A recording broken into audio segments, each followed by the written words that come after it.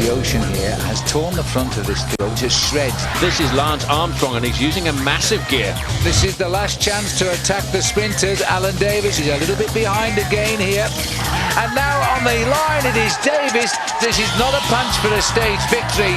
This is a punch as winner of the Tour Down Under. It's stage 6 of the Tour Down Under, next on Versus.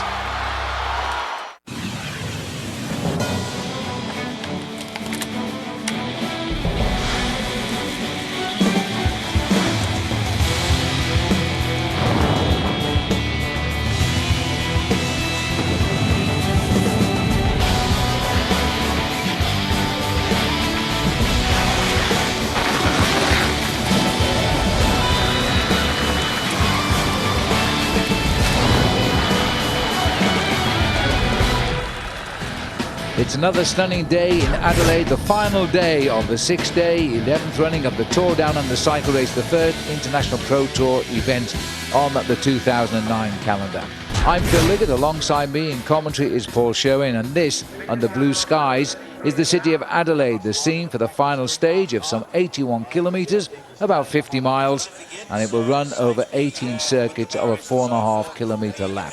The riders signing in 122 of the 103 that started 6 days ago. The happy, smiling George Hincapie there, and the happiest of all, Alan Davis, who protects a lead of 25 seconds after his 5 days of racing, and this is how he got there. He took out his first stage win when he raced into Stirling on the second day. Then on the third day he had to recover from a crash before showing the riders how well he could win again. As Alan Davis continued to win, in all winning 3 out of the first 5 days of racing, he's built himself a 25-second advantage. He's ready now to win the Tour at 11 attempts. He's never won it before. But the eye's all interested here in Lance Armstrong. He came on a comeback ride. He's proved to us the old legs are still as strong as ever. He starts the day in 29th position, 49 seconds off the lead. Here at one of the stage starts, he met Kate, the red kangaroo orphan. But there was always a mass crowd to see Lance, and the crowds turned out. Almost 900,000 watching this race over its 6 days of racing. And that also caused the attraction of the Prime Minister of Australia, Kevin Rudd. The field, Lance never missed a move, although he's not on the leaderboard at the moment. Every break that looked good, he was in. He's a very sharp bike rider, despite not riding for over 1,200 days since retiring in 2005. Here he is now, talking with Paul Sherwin. Well, the man that everybody's been talking about this week, Lance Armstrong, riding the final stage of the Tour Down Under. Lance, if there were any questions about this comeback being a good idea, I think you've pretty much answered them this week. Well, I think on a couple levels it's been pleasantly surprising for us. On a sporting level, this is, we trained hard, we worked hard.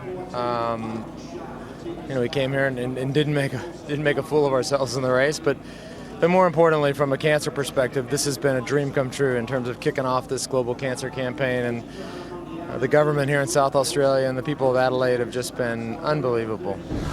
The crowds has been, I just said to Robbie, just then riding up here, we said we've never seen this before in our life. I mean, it's like the Tour de France, but they're all Australian, so they're all behind us. So it's unbelievable, and just thank you very much for everyone who's cooperated and come out, not only this year, all the years.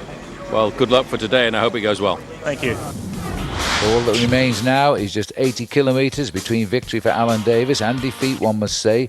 This is the course. It takes them away from King William Road, around the War Memorial Drive, along Frome Road, back along War Memorial and up to the finishing line.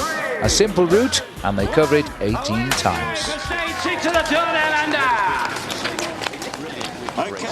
The gun being fired there by Jane Lomax-Smith, the Minister for South Australian Tourism, and she's really learned her bike racing over these last few years. She knows the riders as well as we do, I can tell you.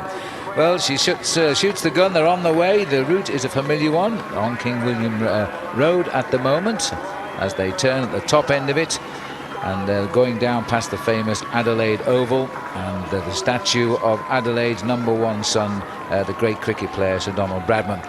So, Quick Step boys sorting themselves out at the moment. I think the most important for them thing for them, Phil, is to get to the front, to set a tempo to try and discourage any early attacks, and that's why we can see the boys in blue and white coming to the front end of the main field. They'll set the tempo for as long as possible. There will be attacks a little bit later on. This is quite a tough course the riders are facing here, and they're facing up to 81 kilometers of racing. Well, I said I was expecting an early, slow start there, Phil, but if you look at the length of the main field as they went over Montefiore climb for the first time, the main field is stretched out into a very long line. That's an indication that there are lots of attacks at the front end of the main field. There's a lot of men probably feel there are tired bodies, and there's the possibility today that a breakaway may outwit the sprinters. Well, they're certainly going to be full of enthusiasm. The light green jersey there is the points competition leader, although he isn't in fact, because Alan Davis is, but he's wearing the race leader's jersey, which is ochre in the Tour Down Under. That lime green jersey being worn by Graham Brown, who won stage 2 in the Fine Fettle and then finished second the next day to Alan Davis. There's a little group just nudging away off the front. I think this is to be expected. It's a beautifully warm day. There's a slight drift, but there's no wind whatsoever, and these boys want to get on with it. Well, as the final stage of the Tour Down Under continues, we'll take a quick break, and we'll be back with more. See you in a moment.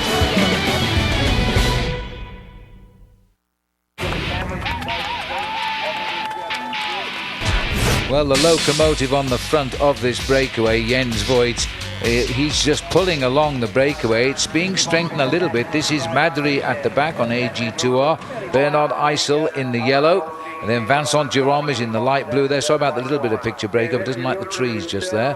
Our links up to the helicopter, so there's the aerial view for you. And you can see all of these boys scrambling. This has been a very difficult move to establish, and let's face it, it's not established yet. Hasn't been established yet, but it seems as if there's a number of riders in this breakaway quite keen to keep the hammer down and hopefully open up the gas. There, number 92 is Luis Leon Sanchez in the black and red jersey, slipping to the back of the group, having done his turn to do the pacemaking at the front end of the main field. They are now starting to get themselves organised, Phil, into a workman-like group. Now, that's going to make it very difficult behind because, you know, Alan Davis has got to get the whole of his squad to the front end of the main field, and he's going to have to check and see if any of these riders in this leading group of 13 are dangerous to him in the overall classification. Well, I think the only dangerous man in the break at the moment is Wesley Sulzberger. He's 40 seconds off the ochre jersey. So Davis is not going to let this group go too far before he calls on his quick step team to start chasing, because Sulzberger might well go out for the sprints here and nip off those 3-second win bonuses. This could be a dangerous move, in fact, for Davis. Well, he will ascertain that. He's got one of the best squads in the world, the team Quickstep. They're a team that is a dominant team in the one-day classics, normally looking after riders like Tom Bonen, the former world champion, who will be starting his season in Qatar in the beginning of next month. And Alan Davis, I think, will know that he can rely on his team. They've been in situations like this before, and they're a solid squad. When you read the number of the names of the riders who have come here, riders like Matteo Tossato, Huber Schwab, I think those guys, they've got the knowledge to organise themselves and not panic. Well, every one of these riders are trying to get a little bit of a prizing open of the gap here. There are 13 of them. All seem to be willing, and Jens Voigt above all, he's going down there. Look at him shrugging his shoulders, saying, come on, keep going through, keep the pace up. And he's getting some results, as out to the front there goes Josh van Emden of the Rabobank team. He swings over. Vincent Giraud takes over the running. Eisel's waiting, and then just behind Eisel is Madry of France. The man with the most to gain is having a little drink there at the moment. Jack Bodbridge and Sulzberger, who is riding for his first year with the Française des Jeux team. He rides in a white jersey, but not the one off the front right at the moment. Française des Jeux had a very good relationship with Australian cyclists over the years. When you look back and see that guys like Bradley McGee spent an awful long part of his career riding for that team. Matty Wilson rode for them for a number of years. Baden Cook rode for them as well. They seem to be keeping a very close eye on the developing Australian cyclists, and I think Sulzberger is getting himself a good introduction into the Pro Tour circuit. Hard work being put in here by the Spanish riders, who've got better and better as this race has got on longer. Just sitting up behind him there, Gianni De Ros of the Liquigas team. This is Sanchez, the man on the front here, and he's the one who's got the most to gain out of this. He was a man who a couple of years ago won this bike race overall. We've seen him win stages in the Tour de France. He had a brilliant Tour de France last year, and now I think he's just trying to show himself off to the Adelaide crowd. What a crowd it is too, as we say farewell to the 11th year of the Tour Down Under, one in which we have seen the return of the remarkable Lance Armstrong. His cancer charities, while he's been here in Australia, it's hard to put a real figure on it, but they've benefited certainly by more than $3 million US, because so many people have been very generous, not least the South Australian government, who have gone all the way with Armstrong on this. Jens Voigt on the far side in the black and white jersey there of the new Saxo Bank squad is keeping the pace nice and high, and they're starting to open up for what I think is becoming rather a serious gap. These are the leaders. Jack Bobby's just done a little turn at the front and slipped away. So too has Wesley Sulzberger. The other man with a lot to gain here is Markel Irizar of Euskaltel-Euskadi. He goes third around the corner as we look down on him here.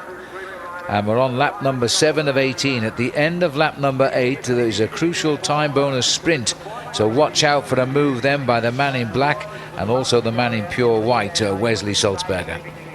Rabobank getting themselves organised. There's Irizar in the orange jersey of Euskaltel-Euskadi.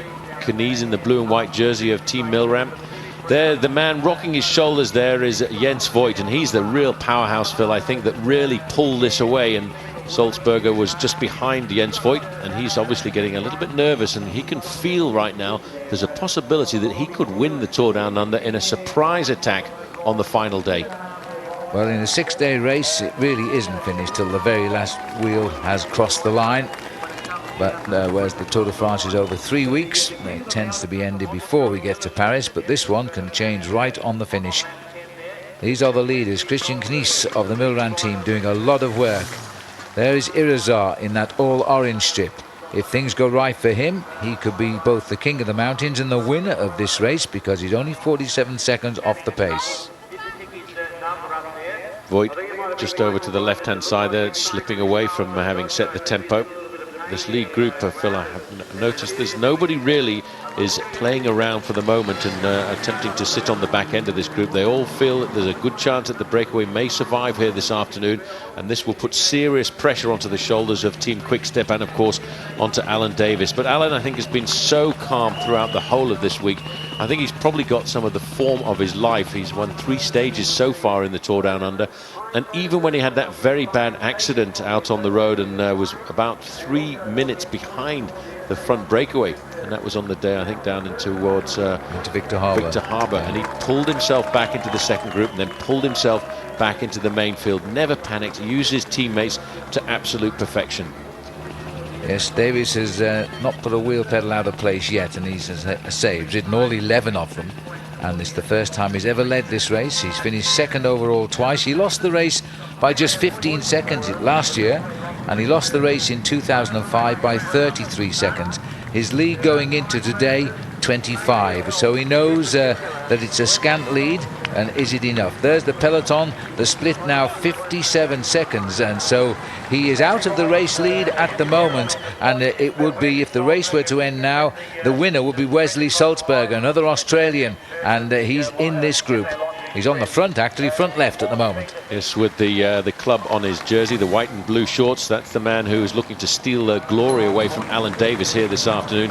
Sitting at the back of the group, number 4, Bernard Eisel, a very good sprinter himself, and he's just basically pretty much representing Team Columbia High Road in this breakaway group for the moment. But himself, if this came down to a sprint, he would be a great man to tip for getting the victory this afternoon. Quite well known in the United States, Bernard Eisel, usually around the month of June. He's over there winning races, and he rides, of course, from the American setup out of California, Team Columbia High Road.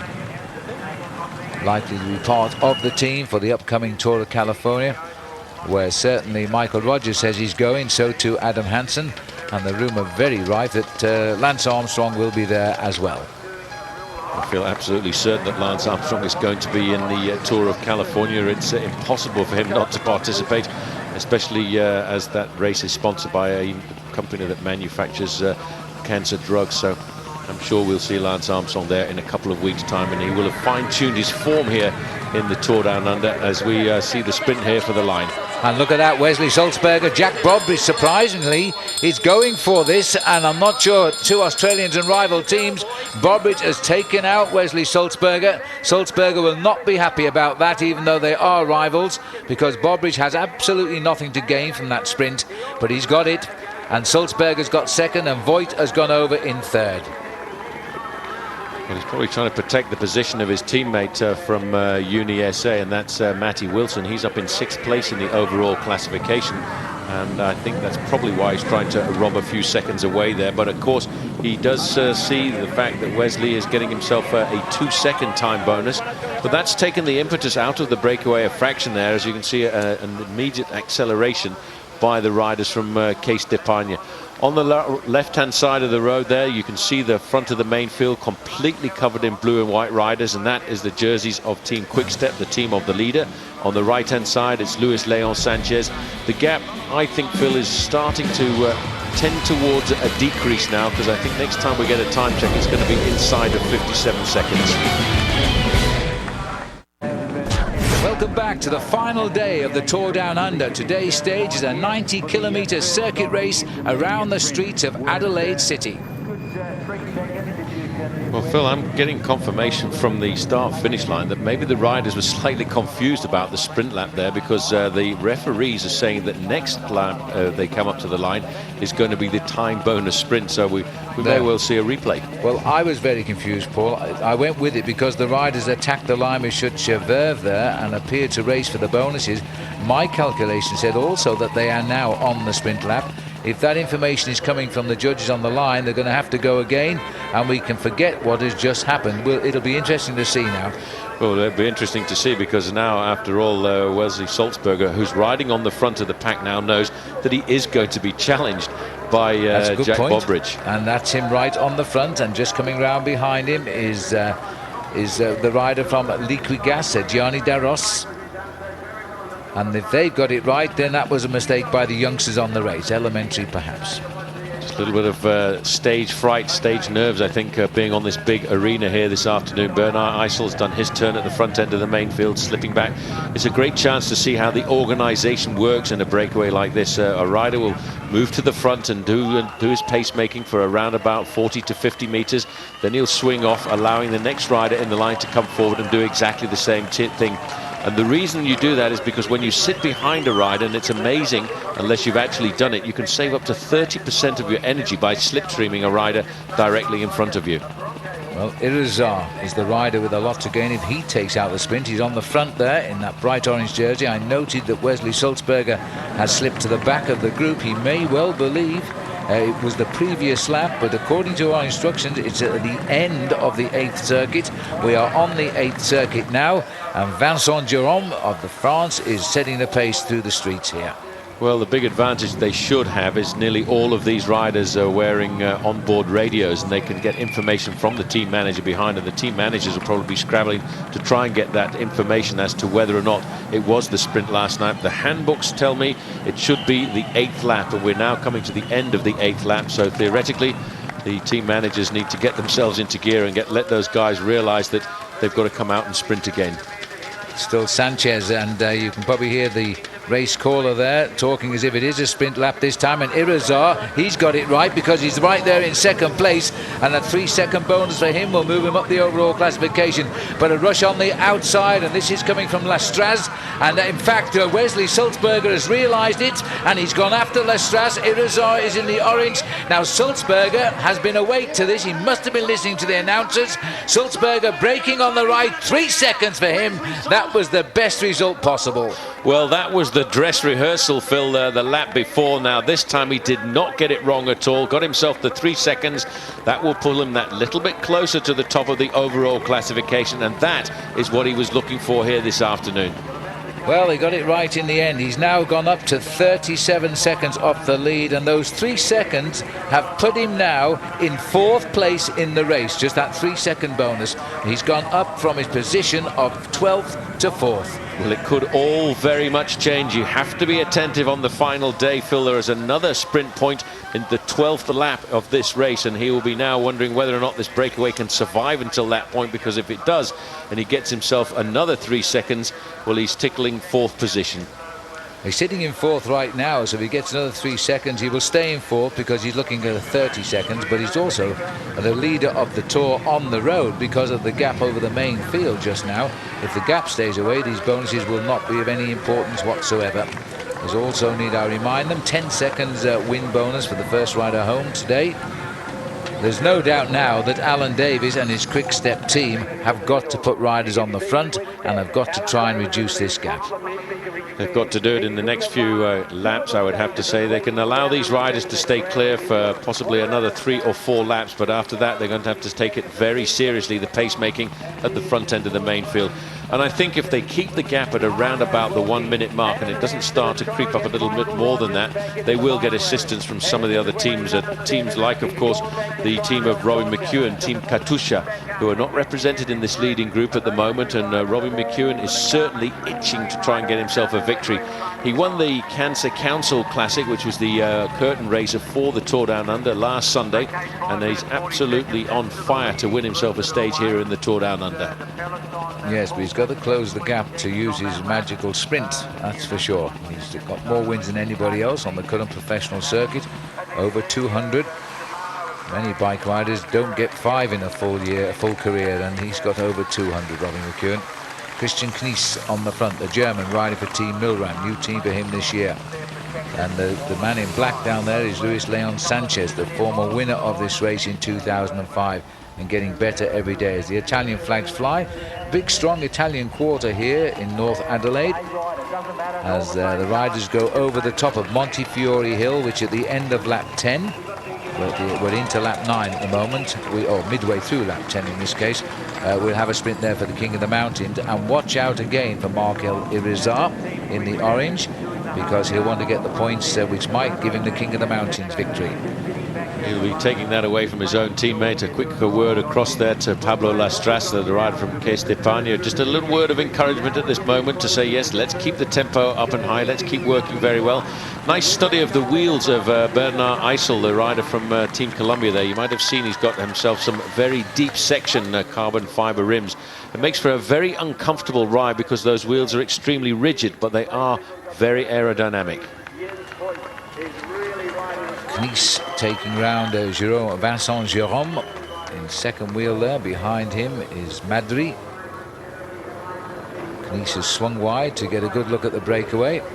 Hand on shoulder down there, that is Emanuela Bindi in the pink jersey. They got away and they got together on the first lap of the race. They caught a lot of riders off guard immediately. There's not one teammate of Alan Davies's in this breakaway, and there should be. There should have been a Quick Step rider marking the early attacks, and no one from that team has made it. So they're going to be very lonely back in the peloton just now. They're going to have to do some work. So the breakaway group is looking strong. Can they make it to the finish? We'll find out after the break. Well, we're joined in the commentary box now by Cadel Evans, who's rushed in off the course on what is a beautiful summer's day. Cadel, you've won the Best Young Rider competition in this Tour a few years ago now, back in the first event in 1999. Salzburger is now in a situation where he could win the race. Wesley Salzburger is really, he's really come in as one of the future riders for us to look at as Australians, but also coming into the Pro Tour now. He's someone, I think, not only myself and the other Australians, but a lot of people are watching him with interest. This week has shown us a lot of good young Australians coming through, and they ride with a great confidence, don't they? Do you get worried? Personally, no. I'm more than happy to see the Aussies going well, but Jack Brockridge has certainly been the most impressive Australian this summer, and he's in that breakaway in the front, and he's a dangerous rider, I think, for the other teams. And someone like Quick Step, he's someone who he's there with Jens Voigt, but I think Jens, it's a bit early in the season for him, but someone like Jack Brockridge out there in front, they don't know what his limits are.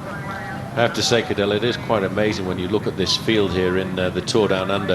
Of all of the pro teams taking part, 18 pro teams, 1 Australian team, but 23 Australians participating in this incredible international event. Obviously, for most of the Australians to ride in Tour Down Under is one of the greatest races that they hope to ride in all year. And us having only one Pro Tour race in Australia, it is fantastic for us to be able to ride in Adelaide. But also, slowly we're building up our numbers in the Pro Tour teams and at the top end of the European peloton, and therefore the top end of world cycling. So the plans of years of work that the AIS and the national programs have been putting together are starting to pay off now. I know you've been pretty much tied up with a lot of training and preparation yourself this last week, but have you been able to keep up with the Tour Down Under and just see the number of people who've been turning out to watch the bike race this year? It's I've certainly been talking to a few people about it. I've been out, spectators and friends and so on who've come over to watch the race, and it's just been fantastic. It's been a fantastic turnout by Australia, but also for the race itself and creating an ambience not only for the riders but also for the race itself. It really has been a real pleasure to have Armstrong here, and the crowds come out to sort of welcome him back into the peloton. And of course, as being an Australian cycling fan, I'm glad to see a lot of people enjoying it. I'm going to put you under pressure now. This is a pretty big breakaway of 13 riders with some serious firepower in it. They've got less than a minute's advantage. Are they going to survive?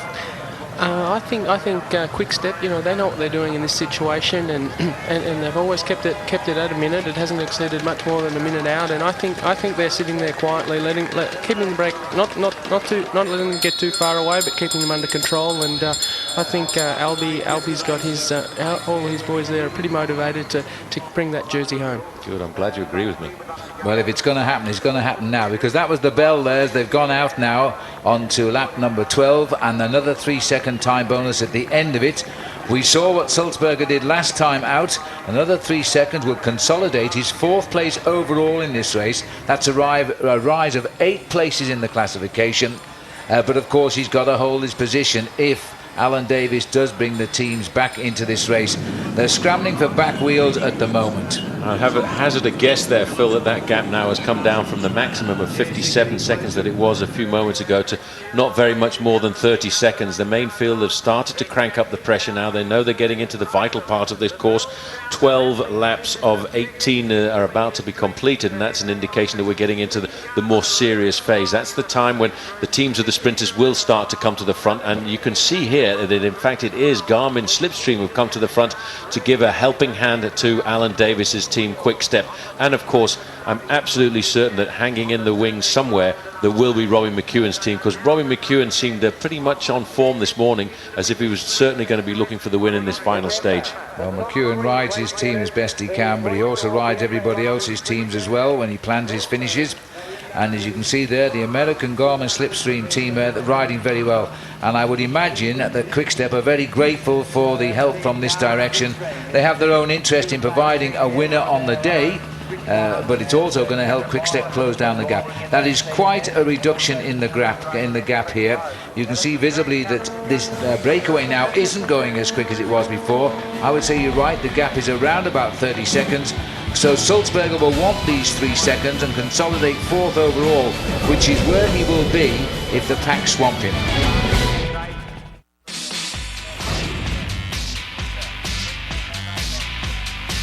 Well, time is running out for the opportunists now. Alan Davis seems to have the race under control in that peloton. There goes Juan Horich.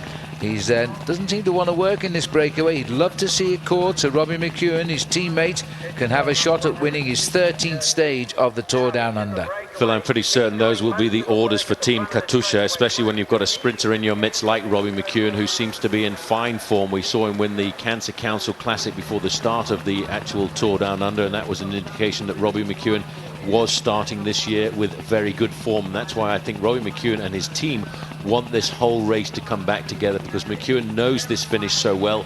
He knows how to finish it off here, and he always likes to excel in front of a huge crowd. And there is once again here a massive crowd in the heart of Adelaide. Yes, and this leading group, Paul, doesn't have the impetus now. It's cracking in the middle all of the time, and it's Hejerdal who's setting the pace on the front just at the moment. As they continue there, it's Cameron Meyer is in the breakaway, and I've been telling you it's been Chris Sutton, but he's an Australian anyway. I've just had a sighting of his number, Cameron Meyer, who is in its first year as a Pro Tour rider. Big move for this rider, Cameron Meyer, and he was 4th in the Aussie Championships a couple of weeks ago on his 21st birthday. Just looking at the way these guys are riding, their body language is starting to show that they are tiring in the heat here of Adelaide this afternoon. You can see the rocking of the shoulders. The freshest rider in the group actually seems to be Bernard Eisel on the front in the yellow and white jersey. He's looking over his shoulders just to try and keep himself up to date on exactly what is happening.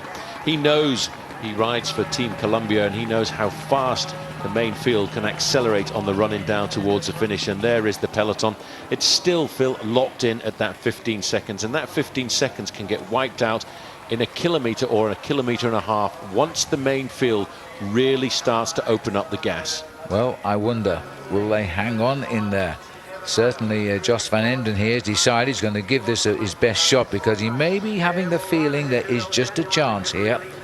Being chased by Rein Taramay, the Cofidis rider, in second place. Quick drink there for Heyerdahl, Eisel, Daros and then Meyer.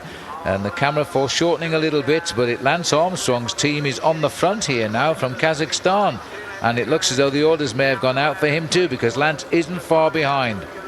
And there he is, right in the middle of the pack there as he goes around. You just spot him with the black and yellow helmet, the Live Strong helmet, which he'll be sporting throughout the whole of this campaign to promote global awareness for cancer. Also moving up his former teammate there, Georgie Hincapie, is thinking about the possibility of a victory. And they were saying yesterday that they may well try and get Mark Renshaw up there for the victory here this afternoon. And Renshaw himself changing teams through this winter season now that his former French team Crédit Agricole has disappeared from the circuit, is feeling very comfortable with guys like George Hincapie around him. Well, there's the first chance we've had really of seeing Lance Armstrong in the thick of the action today. He has come from the rear of this peloton and he's cut his way right through to the head of it now. He really has warmed to this occasion. The man, the position there, so familiar of Lance Armstrong, the rider we never thought you would see turn a pedal in anger again.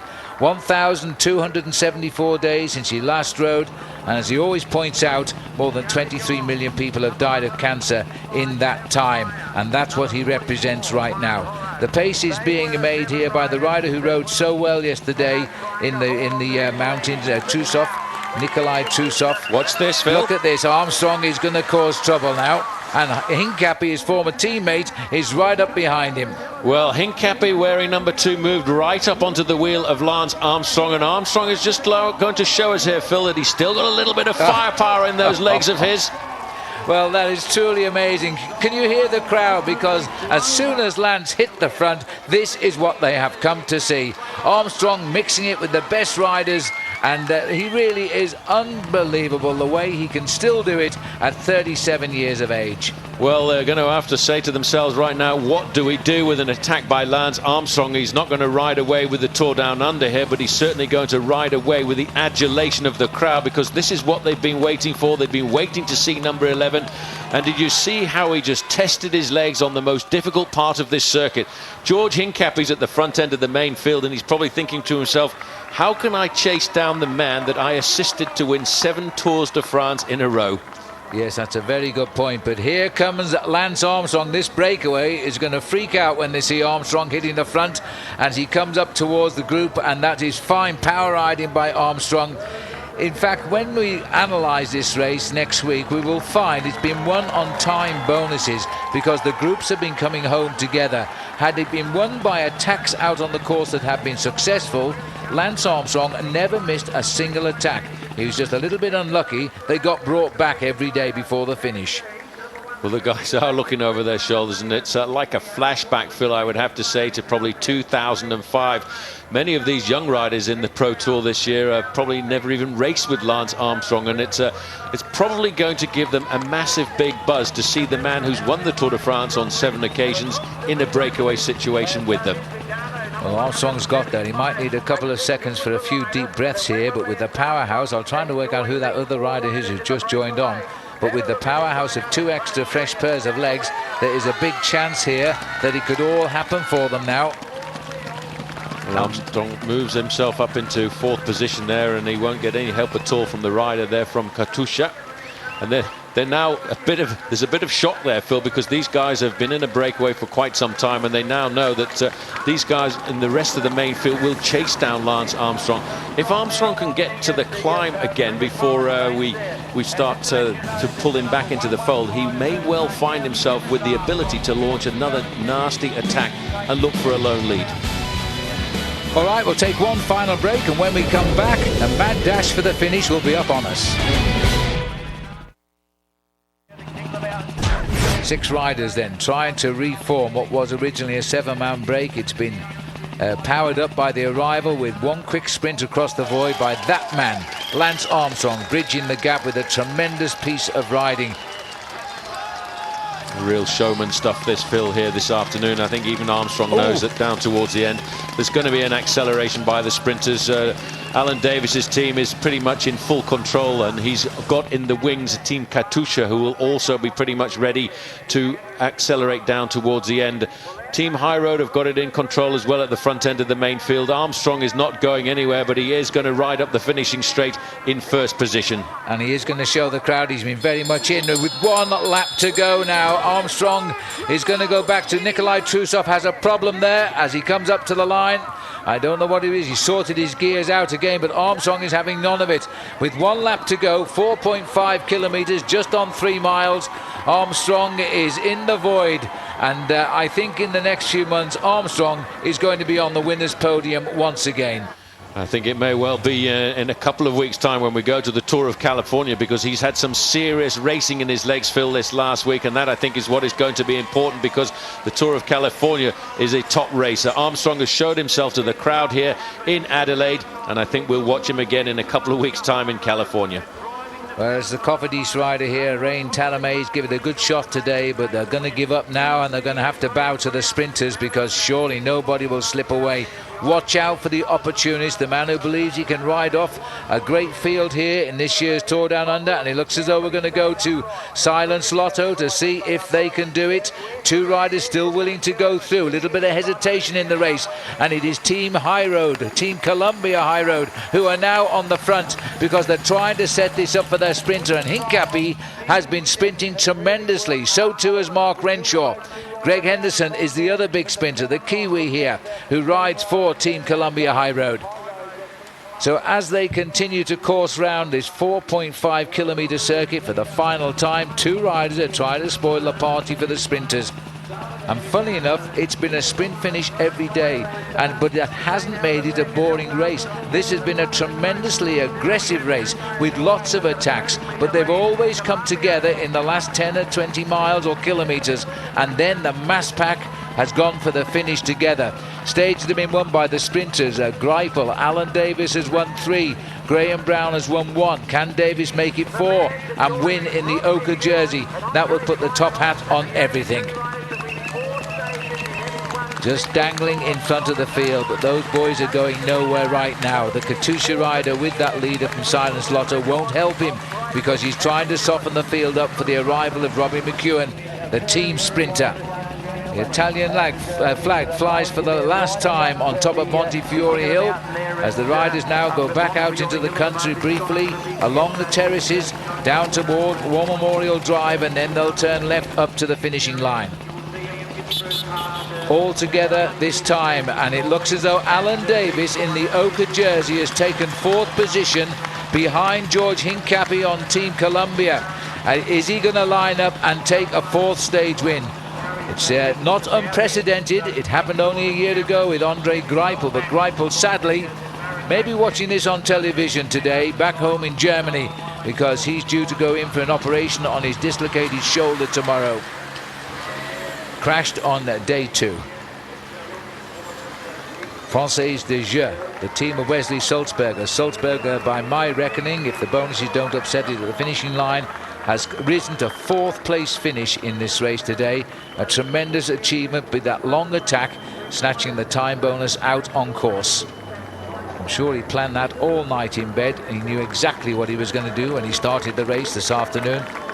The race started in the height of the heat today. As they go around that bottom corner, Eisel, despite being in the break all day, is right up there as a pacemaker now. They'll be looking to lead out Michael Rogers and George Hincapie. Rogers sits in 5th place in this race, but a win bonus would move him up to 3rd place, providing the others don't steal a 2nd or 3rd place win bonus, of course. There's Team Columbia looking at each other. Rogers is 2nd wheel of those 3 riders in yellow and white.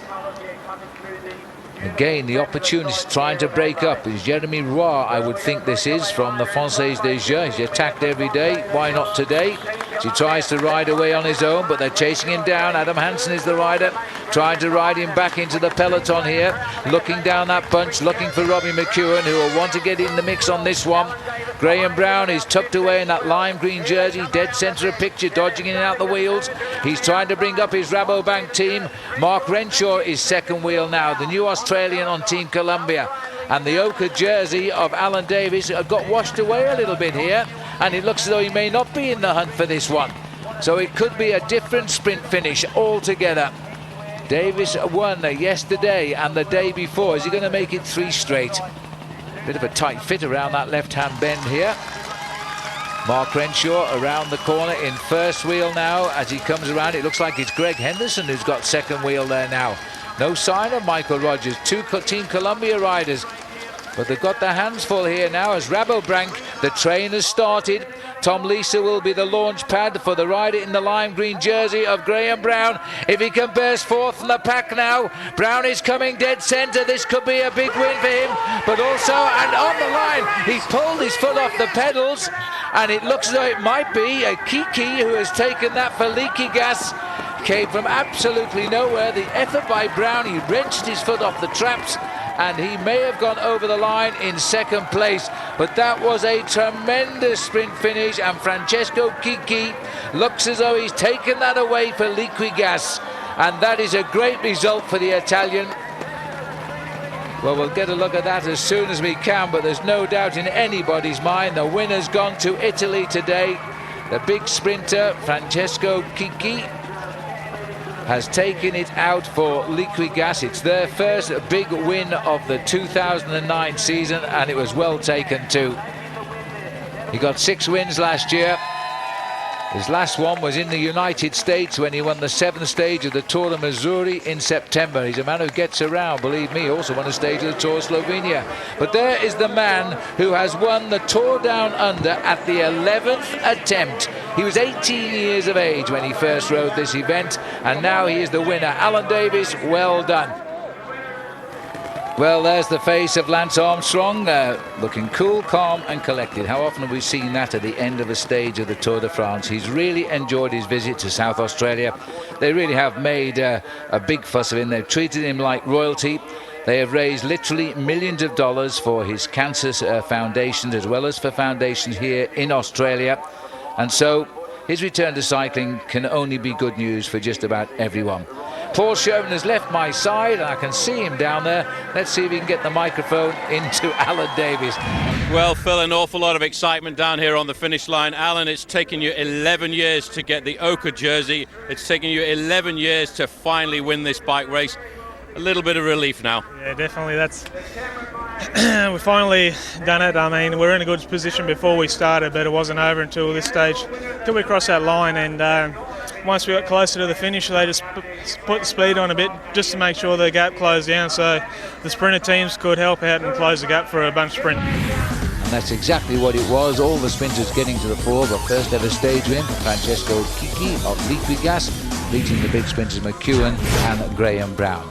But the ochre jersey being taken home tonight by Alan Davis. The first time he's won the race in 11 attempts. He wins by 25 seconds over Stuart O'Grady, who's twice won this race. And what about Lance Armstrong?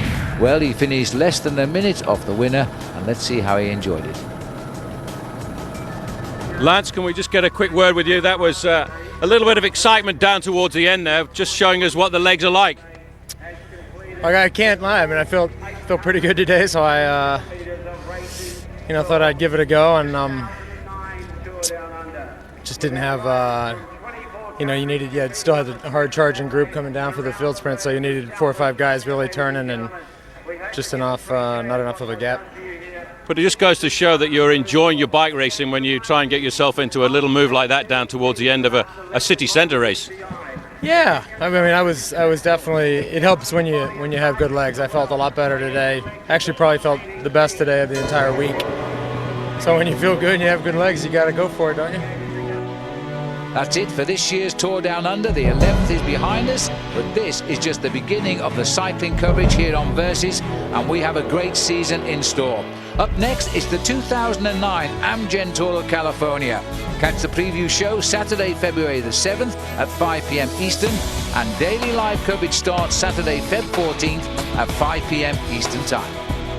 For a full schedule, log on to our website at versus.com.